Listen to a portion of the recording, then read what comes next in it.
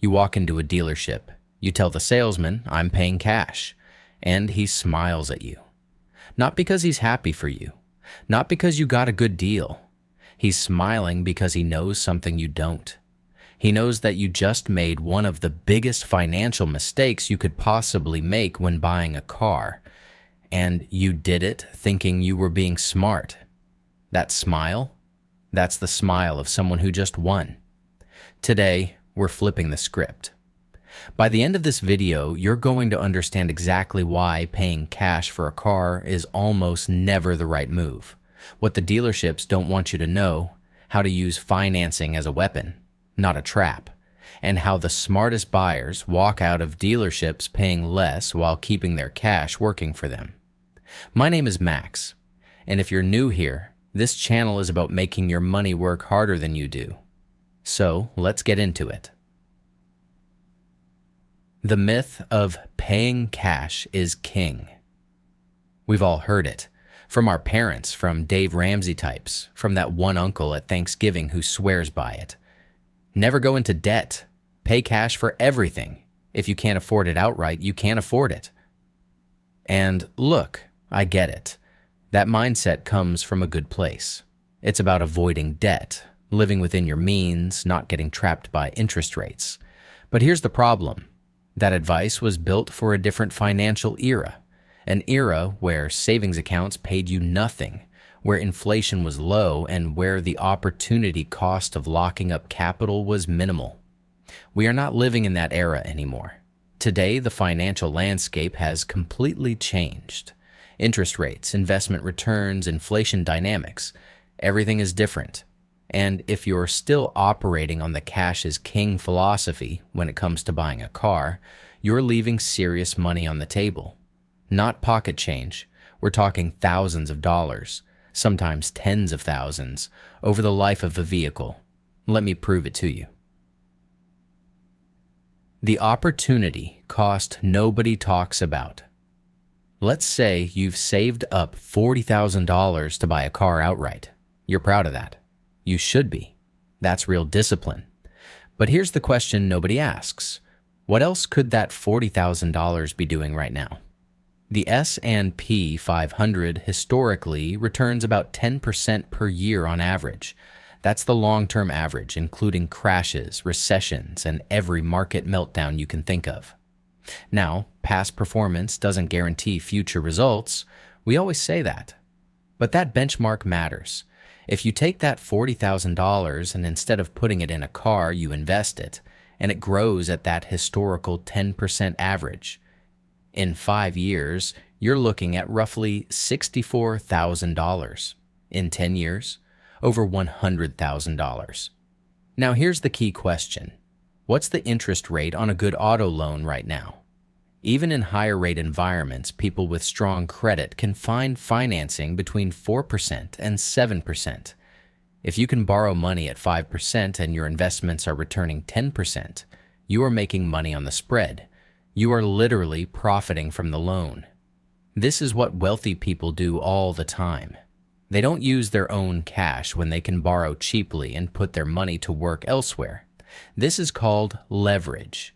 And it's not a dirty word. It's a tool. The question is whether you know how to use it. But what about interest payments? I already hear the comments. Max, you're forgetting about the interest you're paying on the loan. That's money out of your pocket. You're right. It is. Let's do the actual math so we're not just throwing vibes around. Say you finance $30,000 at 6% interest over 60 months. Your monthly payment is around $580. Over the life of the loan, you pay roughly $4,800 in interest total. Yes, $4,800 in interest. Now, if instead of paying cash, you kept that $30,000 invested at a conservative 8% annual return over those same 5 years, that money grows to approximately $44,000. That's a gain of $14,000. You paid $4,800 in interest. You gained $14,000 in investment returns.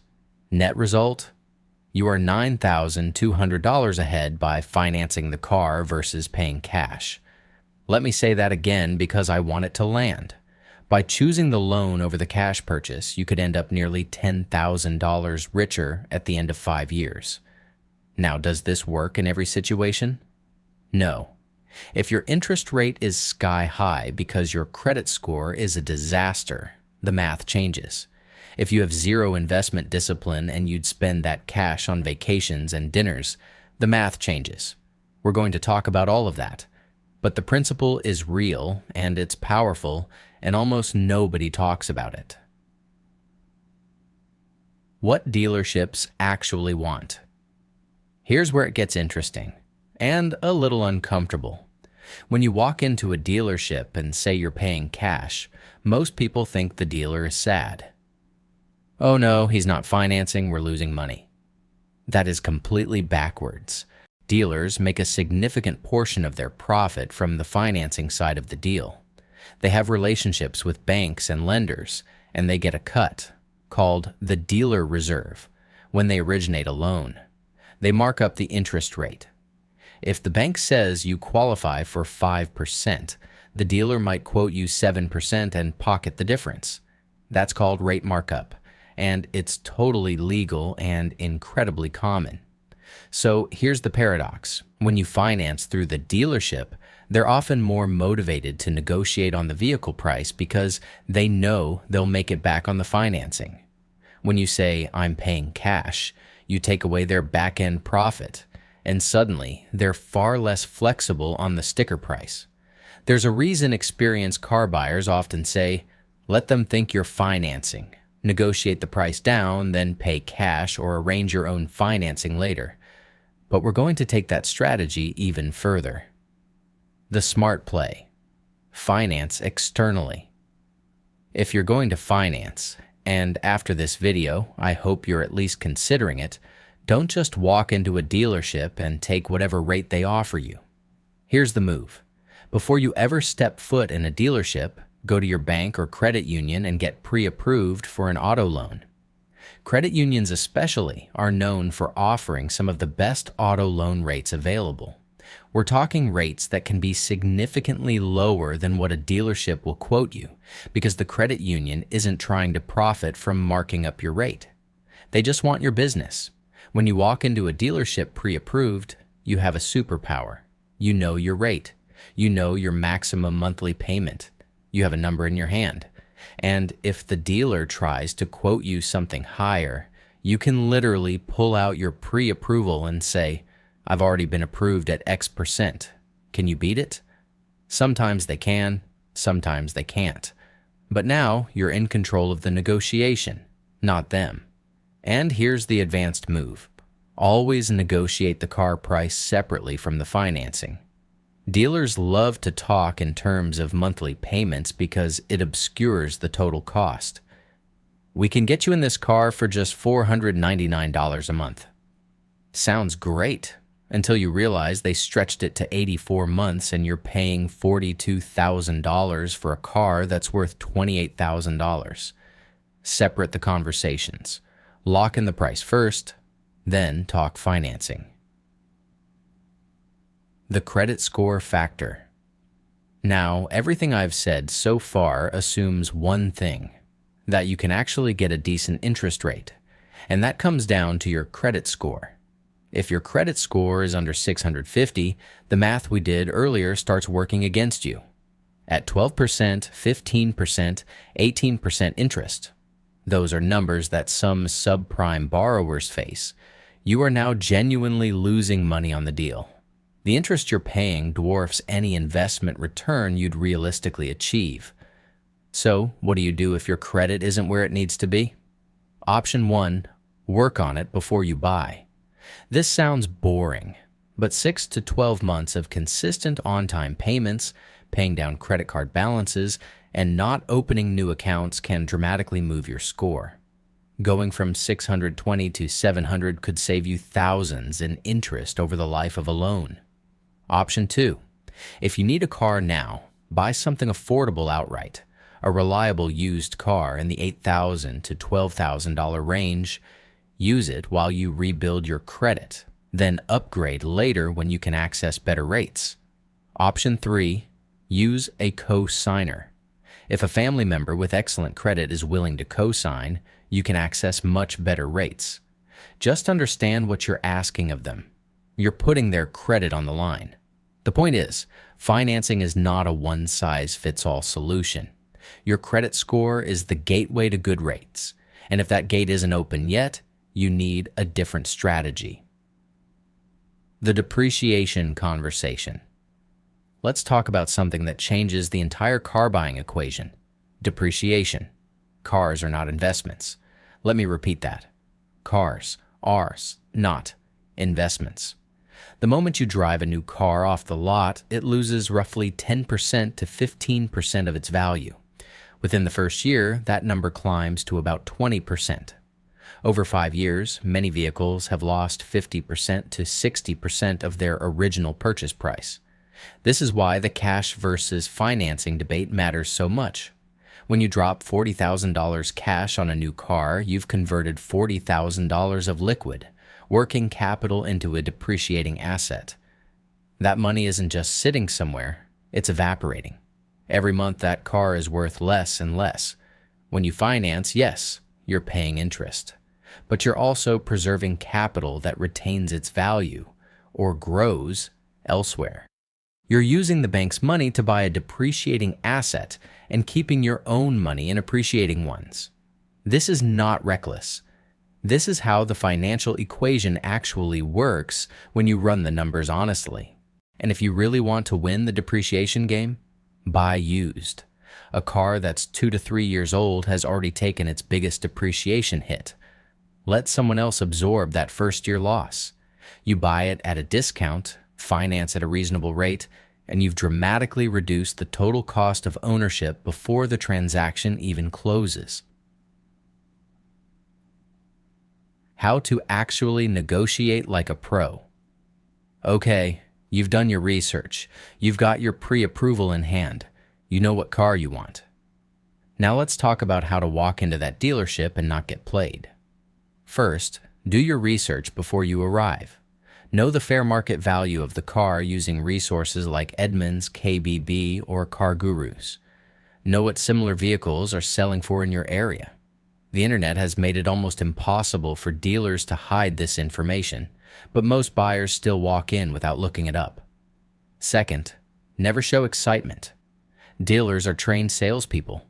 They are professionals at reading your emotions and using them against you. If you fall in love with a car on the lot, they'll see it on your face, and you'll pay for it. Stay neutral. Be willing to walk away.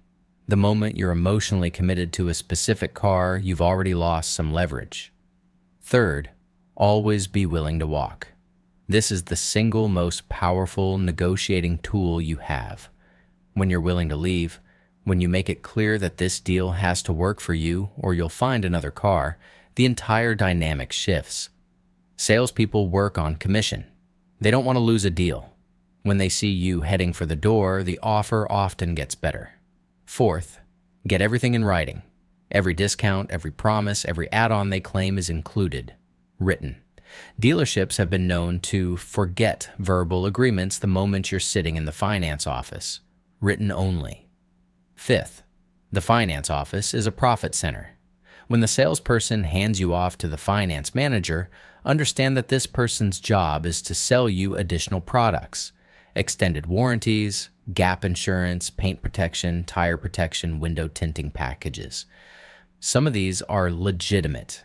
Gap insurance, for example, is genuinely valuable on financed vehicles because it covers the difference between what your car is worth and what you owe if it's totaled. But most of the other add-ons are high-margin products that you can often buy elsewhere for a fraction of the price. When cash does make sense. Look, I've been making the case for financing and I stand by the math. But intellectual honesty matters, so let's talk about when paying cash actually is the right move. If the interest rate being offered to you is high, say above 8% or 9% in a normal rate environment, the math can flip. At high enough rates, the interest costs start eating into or eliminating the investment spread we talked about earlier. If you genuinely have no investment discipline, if that $40,000 will sit in a 0.5% savings account or get spent, then you lose the arbitrage advantage entirely. You might as well pay cash because the money isn't going to work for you anyway.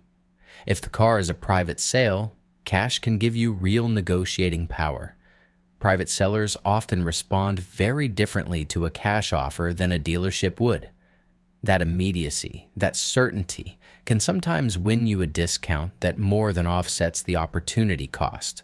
And finally, peace of mind has value. If having zero debt, no monthly payment, no financial obligation gives you genuine psychological relief and lets you sleep at night, that's worth something. Not everything is purely mathematical. Your mental relationship with money matters.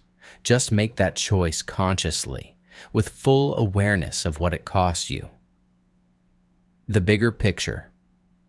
Here's what this video is really about, beneath the car stuff. It's about how you think about money. It's about shifting from a scarcity mindset, where debt is always bad and cash is always king, to an abundance mindset, where you understand that money is a tool, leverage is a strategy, and the goal is always to maximize what your money is producing. Rich people don't avoid debt. They avoid bad debt. They use good debt, debt that costs less than it earns, strategically and intentionally. That's a completely different relationship with money than most people were taught to have. Buying a car with cash feels virtuous. It feels disciplined. It feels responsible. But if that cash could be earning 10% in the market while you borrow at 5% to pay for the car, the responsible choice is actually costing you money. Real money. Life-changing money, compounded over years and decades. The dealership salesmen know this. The banks know this. The financial system is built on this principle. The question is whether you're going to start using it too, or keep watching from the outside. Paying cash for your car feels smart, but it locks up liquid capital in a rapidly depreciating asset and eliminates the opportunity to let that money compound elsewhere. Financing done right, with a strong credit score, a competitive rate from a pre-approved lender, and a sharp negotiation on vehicle price, can leave you thousands of dollars ahead over the life of the loan compared to a cash purchase. The dealership's financing isn't your enemy. Uninformed financing is. Know your credit score. Get pre-approved. Negotiate price and financing separately. Walk away if the deal doesn't work. And keep your cash working for you. The smartest move you can make before your next car purchase isn't saving more cash. It's understanding the system well enough to use it to your advantage. If this video changed the way you think about buying your next car, hit that like button. It genuinely helps this channel grow and helps more people find this kind of content. And if you want to go deeper on building real wealth through smart financial decisions, subscribe. We put out videos every week breaking down exactly how to make your money work harder. See you in the next one.